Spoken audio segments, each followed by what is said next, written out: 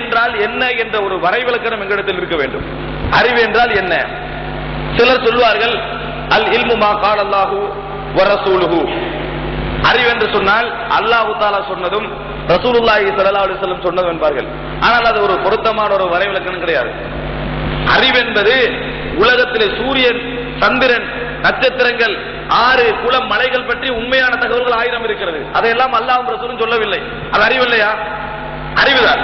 அப்ப அறிவுக்குரிய சரியான வரைவிலக்கணமாக நாங்கள் எதை எடுக்கலாம் என்றால், உலகத்திலே அல்லாஹ் தஆலா படைத்திருக்கக்கூடிய சடப்பொருட்கள் அல்லது செயல்பாடுகள் சம்பந்தமான உண்மையான தகவல்கள் தான் அறிவு என்று நாங்கள் சொல்லலாம். உலகத்திலே அல்லாஹ் தஆலா படைத்திருக்கக்கூடிய சடங்கள், செயல்பாடுகள் சம்பந்தமான உண்மையான தகவல்கள், இதுதான் அறிவு. செயல்பாடுகள் என்றால் என்ன? மார்க்க ரீதியாக சொல்வதென்றால், தொழுதல் ஒரு செயல்பாடு, நோன்பு பிடித்தல் ஒரு செயல்பாடு, ஜக்காத்து கொடுத்தல் ஒரு செயல்பாடு, ஹஜ் செய்தல் ஒரு செயல்பாடு.